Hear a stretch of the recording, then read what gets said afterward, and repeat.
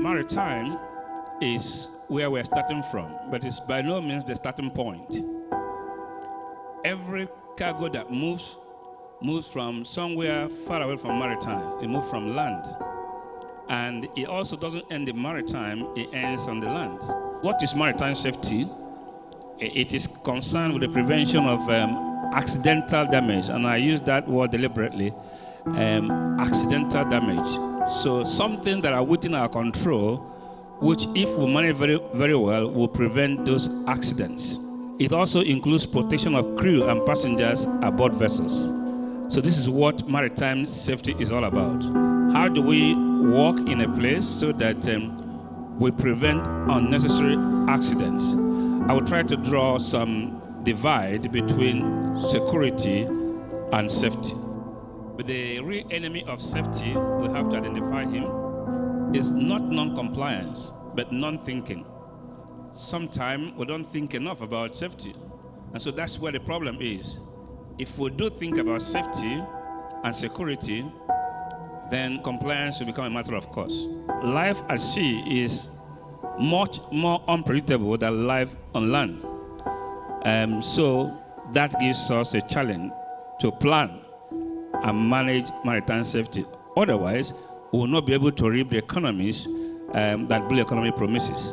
This is a growing challenge and a growing concern internationally. Not many people in this hall know as much as they should know when it comes to dangerous goods. And yet, Nigeria is a signatory to the International Convention on Carriage of Dangerous Goods by Land, was signed in 2018. Nigeria is a signatory on carriage of dangerous goods by sea by virtue of SOLAS. Nigeria is a signatory in carriage of dangerous goods by air. At least those three conventions Nigeria has signed.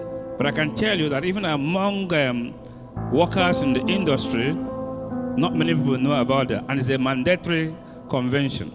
Over 20% of the goods that move around the globe are dangerous goods. And some of us have dangerous goods right inside this hall without knowing. Some have in our homes. Lack of awareness and lack of compliance has, of course, their consequences. And this is an example of a maritime disaster arising from a cargo that was meant to go to the destination.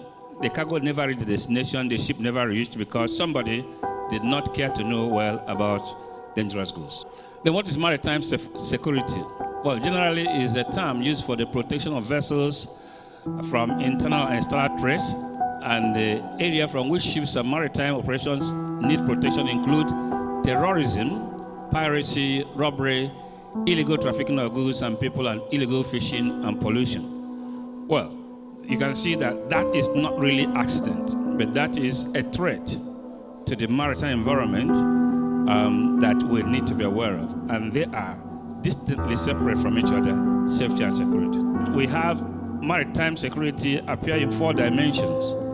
Under the military dimension, the way the military see it, and that's why we have people like the Navy in our maritime security architecture.